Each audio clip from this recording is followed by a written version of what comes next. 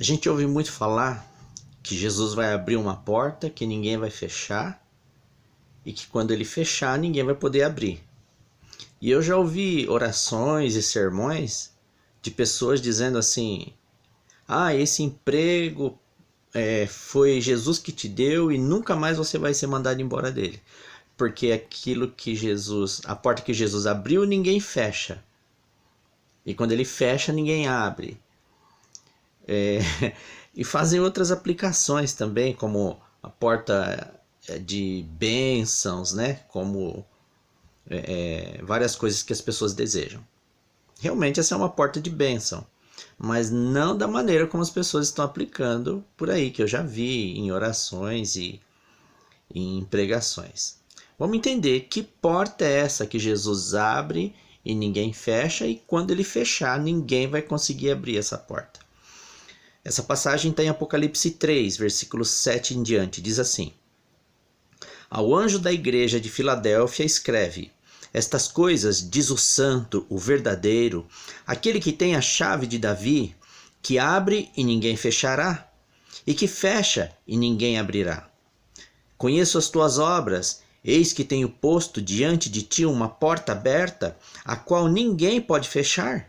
Que tens pouca força, entretanto guardaste a minha palavra e não negaste o meu nome. Então, aqui ele está falando de Jesus, o santo e o verdadeiro, aquele que tem a chave de Davi, que abre e ninguém fechará, e que fecha e ninguém abrirá. Aí ele afirma: Eis que tenho posto diante de ti uma porta aberta, a qual ninguém pode fechar. Que porta é essa que Jesus abriu e ninguém pode fechar? Mas que ele está dizendo que um dia ele vai fechar essa porta e ninguém vai poder abrir. Vamos ler a respeito disso para a gente entender um pouco melhor do que Jesus está falando. Em Mateus 7, 13, ele diz assim: As duas estradas. Entrai pela porta estreita, larga é a porta e espaçoso o caminho que conduz para a perdição, e são muitos os que entram por ela. Porque estreita é a porta e apertado o caminho que conduz para a vida, e são poucos os que acertam com ela. Então ele está dizendo aqui que tem duas portas, dois caminhos. A porta larga é a porta e espaçoso o caminho que conduz para a perdição. Estreita é a porta e apertado o caminho que conduz para a vida eterna. Então essa tão falada porta é a vida eterna. Então estreito é o caminho, estreita é a porta que conduz à vida eterna. E largo é o caminho, larga é a porta que conduz para a perdição. Vocês já viram aqui que não tem a ver com ganhar carro novo, ganhar emprego novo, né? Não tem a ver com isso. Ele está falando de vida eterna e morte eterna. E qual que é essa larga é a porta, espaçoso o caminho que conduz à perdição? Que porta é essa e que caminho é esse? Ele revela no versículo 23, olha. Jesus falando: Então lhes direi explicitamente: Nunca vos conheci, apartai-vos de mim os que praticais a iniquidade. Iniquidade aqui no grego é a palavra anomia, que significa desrespeito à lei de Deus, negação à lei de Deus. Então, qual é a porta larga e qual é o caminho espaçoso que conduz à perdição? É o caminho da anomia, do desrespeito à lei de Deus, da negação dos mandamentos de Deus, entre eles os 10 mandamentos. Esse é o caminho largo. E a porta estreita, o caminho estreito que conduz à vida eterna, qual é? Vamos ver qual é. Em João 10, versículo 7. Diz assim, 7 em diante. Jesus, pois, lhes afirmou de novo: em verdade vos digo, eu sou a porta das ovelhas. A porta é Jesus Cristo. Versículo 9. Eu sou a porta, se alguém entrar por mim, será salvo. Entrará e sairá e achará pastagem. Então, a porta que conduz à salvação é o próprio Jesus Cristo.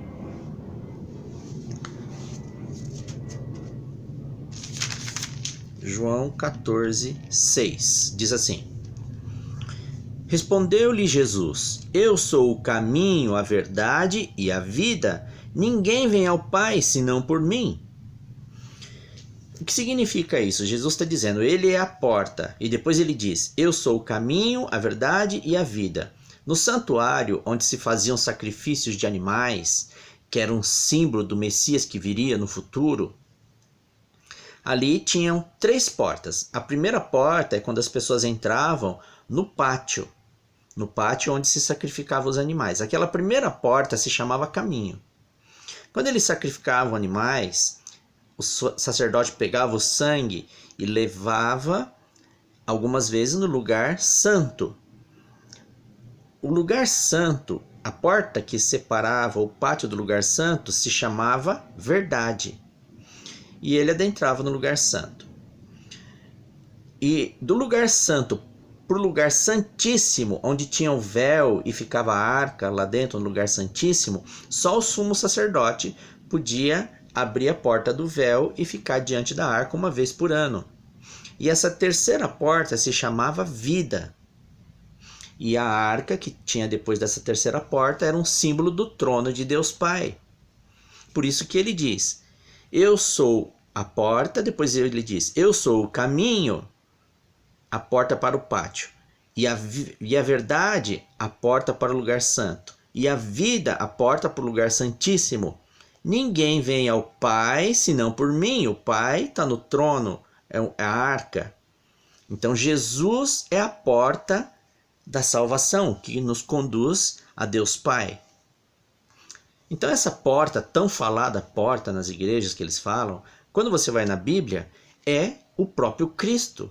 É a porta da salvação, da vida eterna. Nada tem a ver com emprego novo, coisas que as pessoas querem falar que Deus vai te dar e ninguém vai tomar de você.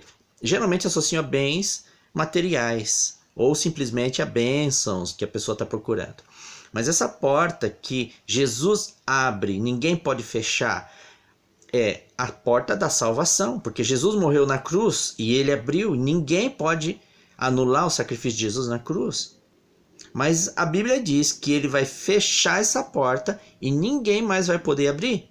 Significa que a graça para se ganhar a vida eterna vai chegar um momento que ela vai se fechar, que as pessoas não vão mais conseguir atingir a salvação. Vamos ver que momento vai ser esse. Gênesis 3, 24. Isso já aconteceu 2 vezes já na história da porta da graça se fechar. Em Gênesis 3, 24, depois que Adão e Eva pecam, a porta da salvação se fechou pela primeira vez. Versículo 24. E expulso o homem, colocou querubins ao oriente do jardim do Éden e o refulgir de uma espada que se revolvia para guardar o caminho da árvore da vida. Então Adão e Eva não podiam mais comer do fruto da árvore da vida e ter vida eterna. Então a árvore da vida o caminho da árvore da vida foi fechado. A porta da graça se fechou. Vamos ver um outro momento em que a porta da graça se fechou, em Gênesis 7,16. Aqui está falando do dilúvio. Olha o que diz. Eram macho e fêmea os que entraram de toda a carne, como Deus lhe havia ordenado, e o Senhor fechou a porta após ele. Eles entram na arca e a porta da graça se fecha. Noé pregou durante muito tempo, muitos anos. Quem aceitou a mensagem dele passou pela porta e se salvou do dilúvio. Quem não passou pela porta, Deus fechou a porta e essas pessoas todas morreram. Tiveram morte eterna. Essa porta é um símbolo de Jesus. E a porta da graça, a Bíblia diz que ela vai se fechar novamente. Ela está disponível agora mais uma vez. Mas em Apocalipse 8, olha o que diz aqui. Versículo 4. E da mão do anjo subiu à presença de Deus a fumaça do incenso com as orações dos santos. E o anjo tomou o incensário, encheu-o do fogo do altar e o atirou à terra. E houve trovões, vozes, relâmpagos e terremoto. Esses dois versos descrevem o exato momento em que a porta da graça vai ser fechada novamente. Quando Jesus vai deixar de ser advogado, ele vai sair do santuário e não vai ser possível mais as pessoas se salvarem e nem se perderem. Olha o que está escrito em Apocalipse 22:11. Quando a porta da graça se fechar, aí é isso que vai acontecer. Continue o injusto fazendo injustiça. Continue o imundo ainda sendo imundo. O justo continue na prática da justiça. E o santo continue a santificar-se. E eis que venho sem demora, e comigo está o galardão que tenho para retribuir a cada um segundo as suas obras. Aqui ele descreve o momento em que Jesus sai dos santuários dos céus e deixa de ser o nosso advogado, o nosso intercessor. Por quê? Porque acaba o julgamento e agora não tem mais como as pessoas se salvarem, nem como as pessoas se perderem. Infelizmente, hoje, na maior parte das igrejas, não se ensina essas coisas. E não ensina o que significa aceitar Jesus Cristo. Muita gente pensa que é levantar simplesmente a mão e dizer assim, eu aceito Jesus. E eu vejo muitas vezes pessoas falando, glória a Deus, hoje 10 almas para Jesus. Glória a Deus, no culto de hoje 15 almas para Jesus. Mas essas pessoas, eles não ensinam para eles o que é aceitar Jesus. E infelizmente se perde muito tempo na liturgia do culto, atrás de um culto poderoso, do poder do Espírito Santo. Mas um culto deveria instruir as pessoas a respeito disso aqui. Mas, ao contrário disso, ainda dizem que essa porta é a porta de milagres, é a porta de emprego, é a porta de bênçãos, a porta do carro novo, a porta do casamento. Mas não é nada disso. E as pessoas vão à igreja durante anos, décadas, 50, 60 anos, e elas não sabem que essa porta que só Jesus abre é a porta da graça. Mas a Bíblia diz que vai chegar um momento que essa porta vai se fechar. Enquanto isso, Satanás ilude as pessoas dentro da igreja com uma liturgia de um culto que fala que essa porta é a porta da bênção, a porta do emprego, a porta dos milagres. E não instrui essas pessoas de que elas têm que se render a Jesus Cristo, guardar os seus mandamentos, porque essa porta ela está aberta, é a porta da graça, da salvação. Mas a Bíblia diz que em pouco tempo ela vai se fechar. E enquanto se perde tanto tempo com promessas e a procura do poder do Espírito Santo, simplesmente do poder, nós temos que procurar o batismo do Espírito Santo, porque a Bíblia diz que ele vem nos convencer do que é o pecado, da justiça e do juízo. Mas as pessoas, infelizmente, em vez de querer se convencer do pecado, elas querem o poder do Espírito Santo. E o culto, hoje em dia, muitos cultos estão cegando as pessoas e não deixam elas entender que elas têm que buscar salvação. A Bíblia é um plano de salvação. Jesus Cristo é a porta aberta, ela está aberta, mas ela vai se fechar em breve. Então nós temos que refletir isso, estudar mais a palavra de Deus e entender o que significa aceitar Jesus Cristo. A porta larga é a porta de desobediência aos mandamentos de Deus.